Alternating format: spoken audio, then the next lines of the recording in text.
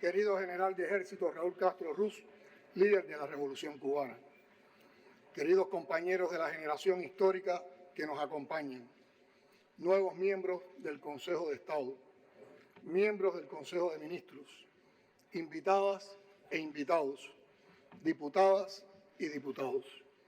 Nuestras primeras palabras son para extender la felicitación a las compañeras y compañeros hoy elegidos o designados respectivamente para ocupar la dirección de la Asamblea Nacional del Poder Popular, el Consejo de Estado y el Consejo de Ministros. Felicidades a todos en el Día de la Victoria, el 19 de abril de 1961. En las arenas de Playa Girón, Cuba ganó el derecho a celebrar este día al propinarle su primera gran derrota al imperialismo en América.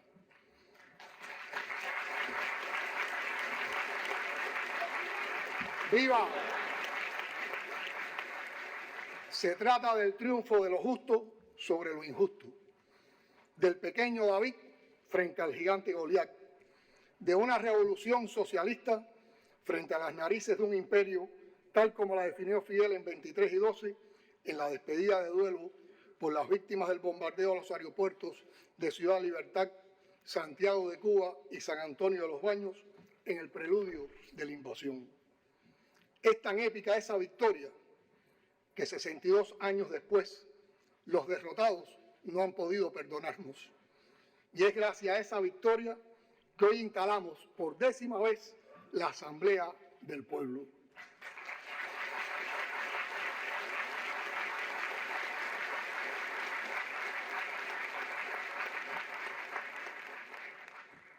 Las 470 personas que recién juramos como diputadas y diputados no ganamos el curul por tener más dinero o el respaldo de partidos electorales, cuyo único fin es colocar en el lugar donde se deciden las leyes del país a un defensor de los intereses de determinados grupos de poder. Cada uno de nosotros está sentado aquí para defender los intereses de la mayoría y no vamos a cobrar más ni vamos a recibir prebendas por ejercer como diputadas o diputados, como sí ocurre en tantos países que presumen de modelos democráticos multipartidistas. Cuba defiende el partido único, garantía de la unidad desde que José Martí fundó el Partido Revolucionario Cubano, porque está en la raíz de nuestra historia y porque no se disgregan ni se confrontan las fuerzas de una pequeña nación que hace 200 años fue oficialmente declarada como apéndice para anexar al poderoso vecino cuando ya se gestaba un voraz imperio. En unos días, el 28 de abril, se cumplirán 2 siglos de que el entonces secretario de Estado y más tarde presidente de la Unión, John Quincy Adams, dejara definida para Cuba su teoría de la fruta madura. Y cito: hay leyes de gravitación política como las hay de gravitación física. Y así como una fruta separada de su árbol por la fuerza del viento no puede, aunque quiera, dejar de caer en el suelo, así Cuba, una vez separada de España y rota la conexión artificial que la liga con ella, es incapaz de sostenerse por sí sola. Tiene que gravitar necesariamente hacia la Unión Norteamericana y hacia ella exclusivamente, mientras que a la Unión misma, en virtud de la propia ley, le será imposible dejar de admitirla en su seno. Fin de la cita.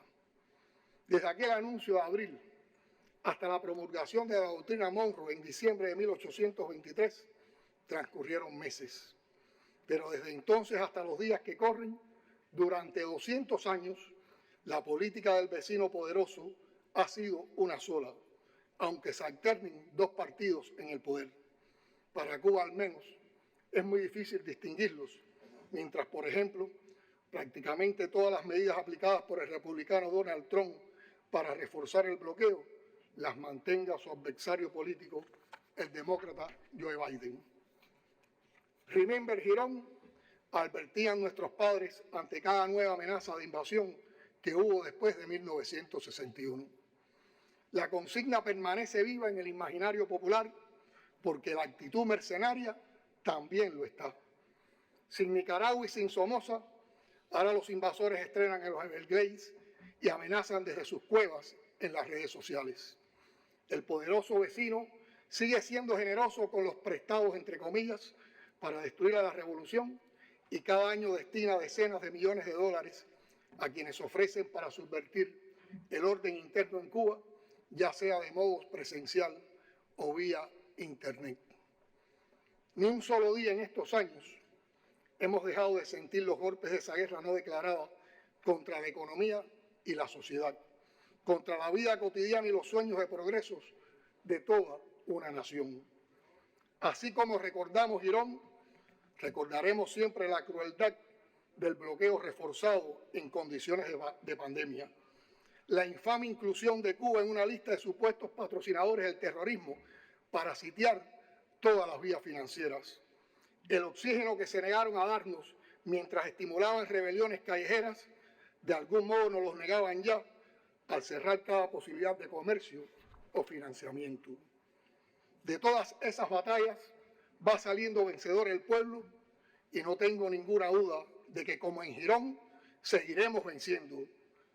Cuba mantiene intacta su línea de principios y su disposición al diálogo, pero sin presiones ni condicionamientos. Pero tanto va el cántaro a la fuente hasta que se rompe. Un día, más temprano que tarde, tendrá que cesar la política de la hegemonía. El multilateralismo ocupará su espacio y Cuba podrá probar hasta dónde puede llegar una nación de gente noble, creativa y talentosa, unida en torno a objetivos claros, si se la libera de presiones y bloqueos. Ahora, concentrémonos en lo que nos toca y podemos hacer, incluso atados de pies y manos, para pensar y trabajar juntos, pasando por encima de esas condiciones que no podemos cambiar. Se funda esta 10ª legislatura. Todos nosotros tendremos ahora menos tiempo para nuestras familias y profesiones, menos horas de descanso. Solo nos esperan mayores responsabilidades y un elevado deber: servir al pueblo de Cuba, conectado siempre con sus demandas y necesidades. Me detengo aquí para puntualizar lo que considero que deberá distinguir a la nueva legislatura: el contacto permanente con los barrios, con las comunidades, con los que nos eligieron, conscientes de que no podemos hacer milagros, pero sí podemos transformar la desafiante realidad de Cuba hoy si logramos crear la sinergia indispensable entre los esfuerzos individuales y colectivos, entre los barrios y los municipios, entre los municipios y la provincia, entre las provincias y la nación. Compatriotas, desde los primeros tiempos del poder popular, la consigna fue elegir a los mejores, pero elegir buenos entre buenos siempre será un ejercicio difícil e incompleto. Es por eso que invitamos a una representación de personas de extraordinarios valores como ustedes, pero que no estuvieron en las candidaturas por una razón obvia: hay muchos más buenos cubanos que escaños en el Parlamento.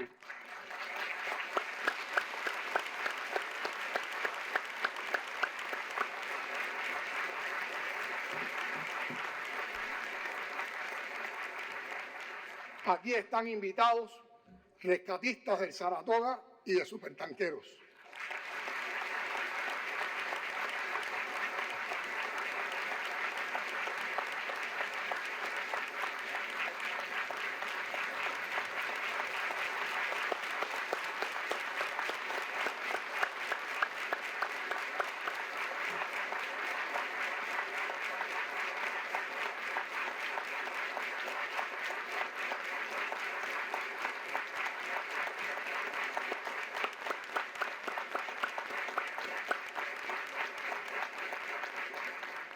Creadores de vacunas y medicamentos que nos salvaron de la COVID.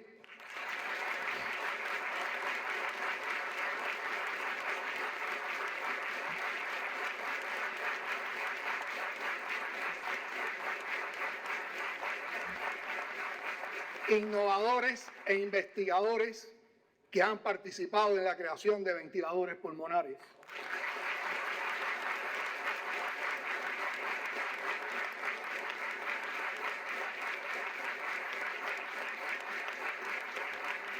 en la creación de prótesis de cadera, piezas para plantas eléctricas, estudiantes y profesores que pasaron sus vacaciones trabajando en zona roja y en la reconstrucción de escuelas y casas arrasadas por el huracán Ian.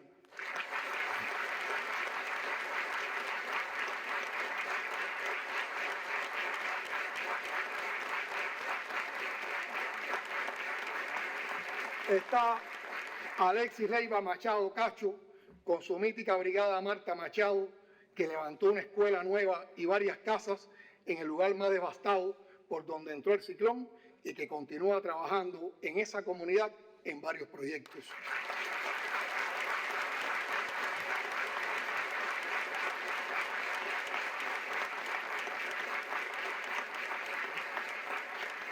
Juristas que nos acercaron a la comprensión del Código de las Familias.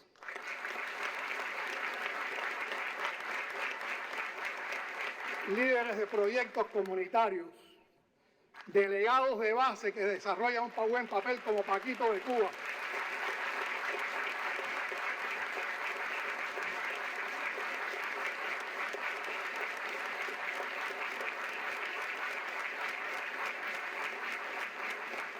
Entre otros muchos más que podían estar y que no caben en este recinto.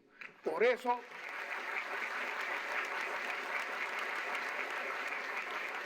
en esta asamblea está el pueblo de Cuba.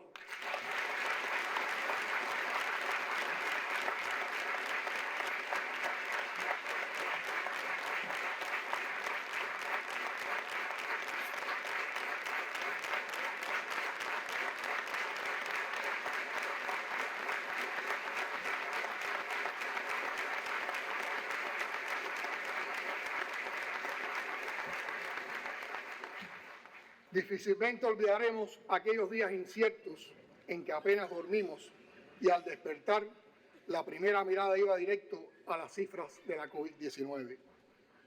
Estoy bastante seguro de que ninguna simulación de inteligencia artificial podría resumir la proeza del pueblo cubano en los últimos años. La resistencia creativa de la gente de este país, su resiliencia, supera los límites de cualquier simulación o predicción.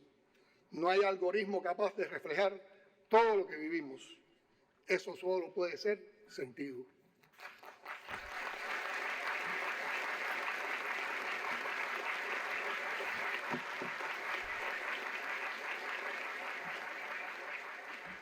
Cuba es un sentimiento y es una fuerza capaz de enfrentar y vencer los peores vendavales. La economía mundial, incierta e inestable en todas las latitudes, plantea el primer y mayor desafío para el nuevo Consejo de Ministros, que debe contar con el acompañamiento fundamental de todos para enfrentar obstáculos y resolver ineficiencias.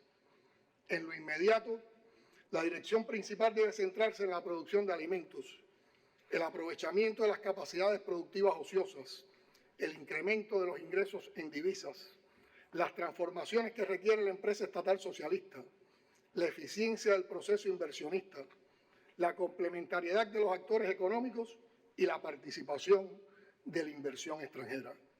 Todo ello en función de incrementar la oferta de bienes y servicios y controlar la inflación, lo que se constituye en la principal prioridad de trabajo en la batalla económica. Hay que asumir ese gigantesco desafío sin desalientos. Con el recrudecimiento del bloqueo, la crisis mundial y nuestras incapacidades, la situación económica y social del país se ha complejizado mucho y los sueños, planes y proyectos a los que nunca renunciaremos se ralentizan. A veces parece que nunca serán posibles, pero si repasamos la dinámica de los últimos 5 años, comprobaremos que bajo las peores circunstancias y las más criminales presiones, nos convertimos en uno de los pocos países que se salvó a sí mismo de la pandemia con sus propios esfuerzos y talento.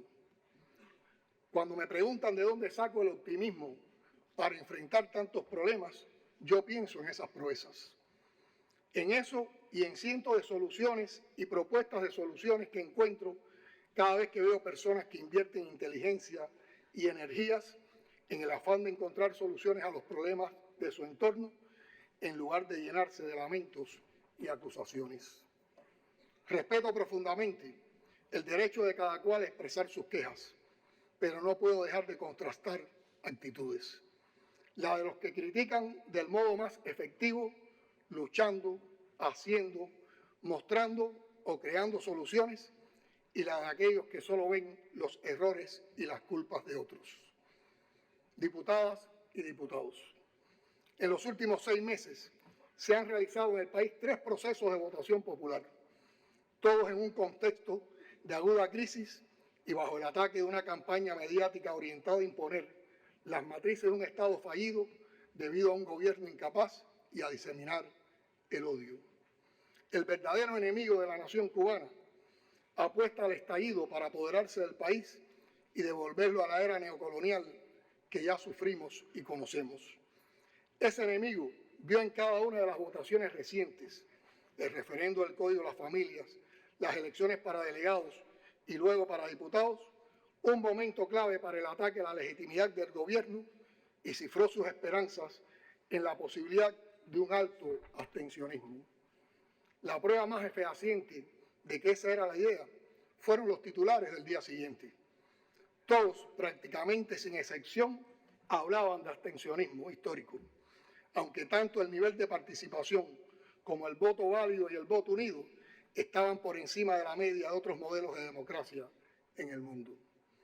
Los que vaticinaban una alta abstención, conscientes de que el viejo diseño del Lester Mallory de emplear la guerra económica a fondo para generar dificultades que induzcan a la apatía política, volvieron a quedarse con las ganas. Ese 75,8% de participación no hubiera sido posible sin la confianza del pueblo en la revolución. Y esa confianza se expresa en participación.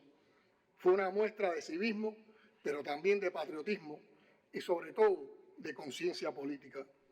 Ahora esa confianza no la podemos defraudar. Nos tiene que comprometer más a todos. Nos obliga a trabajar por todo el país en representación de toda Cuba. Si trabajamos sistemáticamente en cada uno de los municipios o distritos, si acompañamos a las autoridades locales sin suplantar funciones, si seguimos escuchando a la gente y llevamos a instancias superiores problemas que sobrepasan las posibilidades de los territorios, estoy seguro que lograremos avances cotidianos en la solución de estos asuntos. La transparencia en nuestro proceso electoral han tratado de negarla también, pero no tienen ni una sola prueba que pueda poner en duda su limpieza.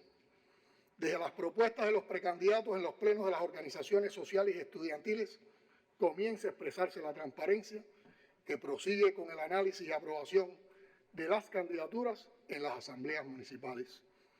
Se demostró que cuando se interactúa constantemente con las bases populares, de las cuales todos somos parte y a las cuales nos debemos, podemos ayudar a resolver los problemas antes de que se hagan más graves e irritantes. ¿Cuántas dificultades y deficiencias acumuladas no se resolvieron en los días de intercambio con los electores? Por eso insisto en que debemos mantener y perfeccionar ese sistema de trabajo y que sea una prioridad de la nueva legislatura. Hay que dar respuesta a todos los planteamientos hechos por el pueblo en los encuentros de las semanas previas al 26 de marzo y a los que se originarán después. El avance del país, en medio de profundas dificultades que generan los obstáculos externos a nuestra economía, pero también el burocratismo, la indiferencia o la corrupción inaceptable por principio, depende mucho de que cada diputada y diputado asuma con entrega y compromiso el histórico desafío que nos hemos planteado: vencer al bloqueo sin esperar que lo levanten.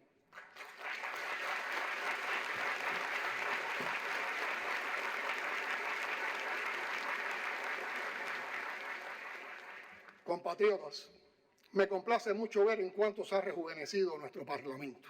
Quiero dar gracias a los jóvenes cubanos por la inspiración y el estímulo, pero también por la consagración y el ejemplo que fueron decisivos para hacer posible todo lo que hemos logrado, lo que hemos avanzado en medio del vendaval de muchas crisis, las que nos inducen cuando nos bloquean, la que nos llega porque sí, porque vivimos dentro de un mundo en crisis, y la que generamos nosotros mismos con nuestras insuficiencias. Los jóvenes cubanos están entre los que hacen este país, los que sostienen esta revolución y el sueño de lo que hacemos y haremos en el futuro. Como todo el pueblo cubano, sufren las necesidades económicas y sus terribles consecuencias. Pero son jóvenes también los que saltan por encima del bloqueo, de las carencias, los que hacen su día a día con ideas de futuro, dispuestos a hacer de Cuba un país mejor, desde dentro o desde afuera. La idea de que siempre será posible levantar un país mejor jamás puede abandonarse, menos en los tiempos difíciles o bajo el influjo de los mensajes desalentadores. Los cubanos hemos aprendido a no darnos por vencidos, porque no vemos en la dificultad un obstáculo, sino un desafío, y lo enfrentamos. Ese temple es característica de nuestra idiosincrasia. Como expresé hace un año hablando con jóvenes, en mis años de dirigente de la Unión de Jóvenes Comunistas, en una ocasión, Fidel nos advirtió que en una revolución asediada y bloqueada como la nuestra, algunos compañeros se cansan, se burocratizan, pierden el entusiasmo de los primeros tiempos y que nosotros teníamos que hacer el papel de resorte, de estimuladores, revolucionando la revolución. Fue en los 90, años muy duros, con los precios disparados al infinito para lo poco que se podía comprar, con apagones mucho más largos que los actuales, aunque con pocas colas en las gasolineras, porque casi nunca había combustible para servir. Nos preparamos entonces para la opción cero, pero jamás renunciamos a construir un país mejor. Como el heroico pueblo vietnamita que en medio de una guerra terrible se planteaba levantar un Vietnam 10 veces más hermoso. Son los sueños todavía los que tiran de la gente, como un imán que los une cada día, cantaba por aquellos años Geraldo Alfonso en un verso que define bellamente el afán colectivo de levantar un país mejor. Por eso puedo afirmar que lo podemos hacer mejor hoy y que mañana los jóvenes lo harán mejor aún, porque quien nació de esos sueños no permitirá que sea de otra manera.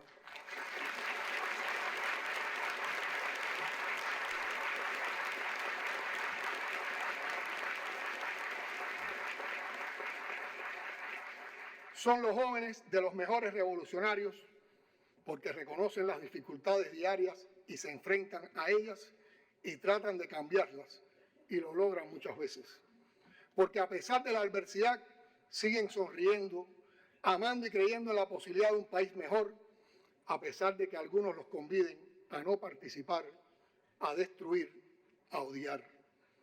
Entienden que para que un mundo mejor sea posible, hay que aceptar las diferencias del otro, ser inclusivos, abolir las discriminaciones de cualquier clase y comprender que la equidad es un valor de realización que merece cultivarse en cualquier sociedad.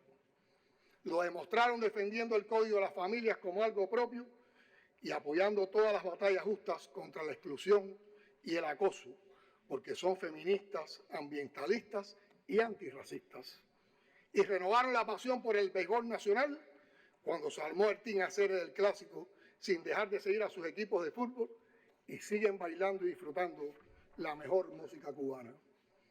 A cada uno de nosotros, por nuestra parte, nos toca estimular que ese espíritu juvenil se exprese y que demuestren lo que pueden dar y lo que pueden aportar, evitando las manifestaciones que muchas veces afectan esas potencialidades y están relacionadas con la falta de atención, la vanidad, los celos, los prejuicios y, lo que es peor, esquemas mentales vencidos por el tiempo.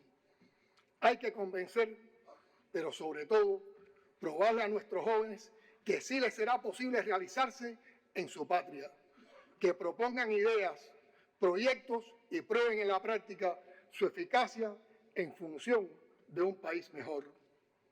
Las medidas que se aprueben no pueden morir por demoras injustificadas en su aplicación.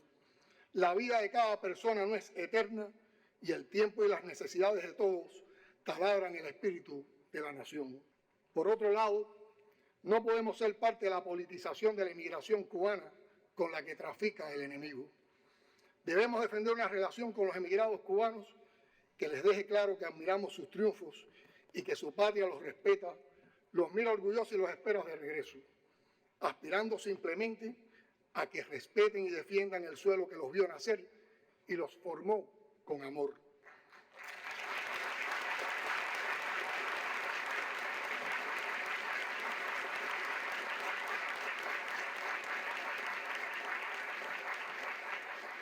No estoy hablando, por supuesto, de los que le han vendido el alma al diablo, lucrando con el dolor del pueblo cubano en patéticos shows macartistas.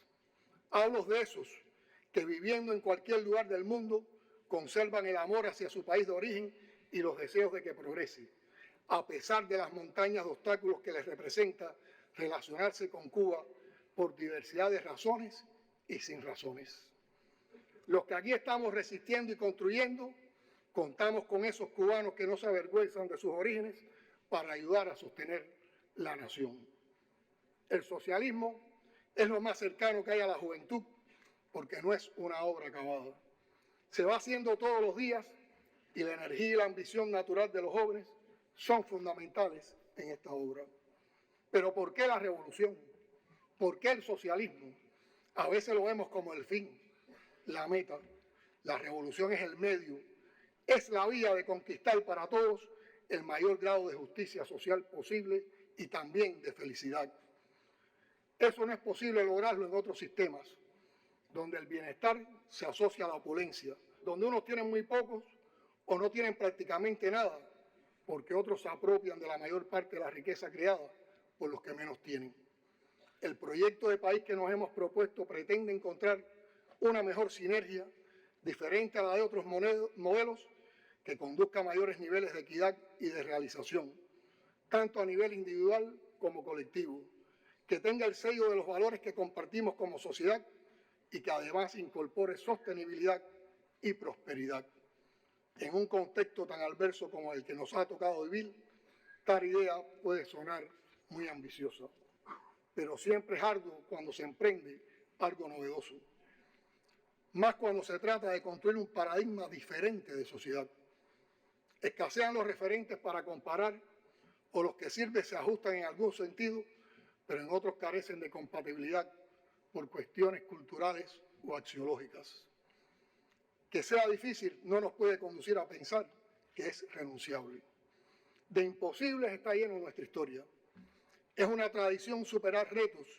Mientras más y mayores sean, más ímpetu y ansiedad por superarlos. Tenemos que saber que podemos y que debemos lograrlo.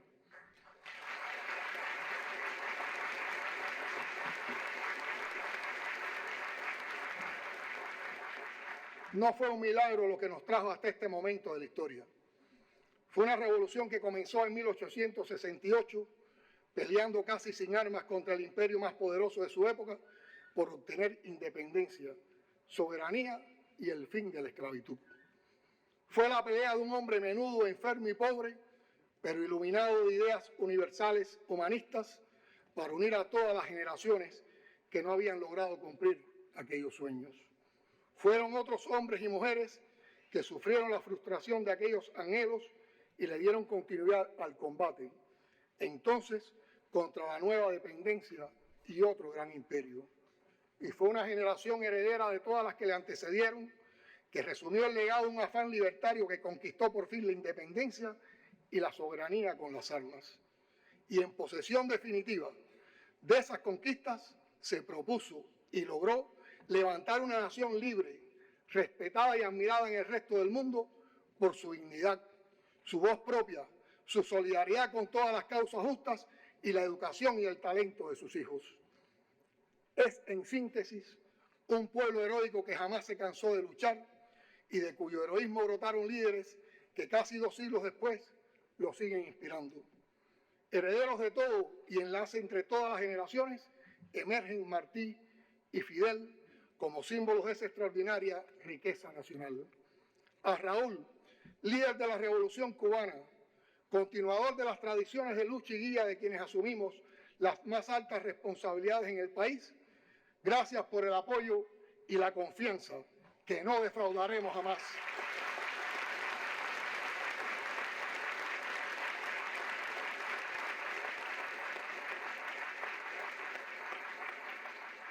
a Cuba, al pueblo cubano, nuestro reconocimiento por su valor, por su dignidad, por su fidelidad como principal protagonista de otro abril de victorias.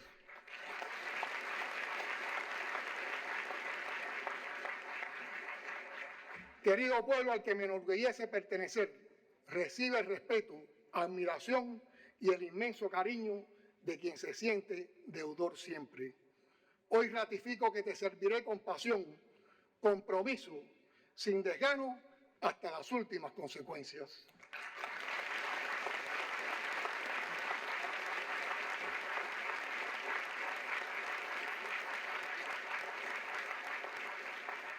Compañeras y compañeros, ustedes lo han dicho.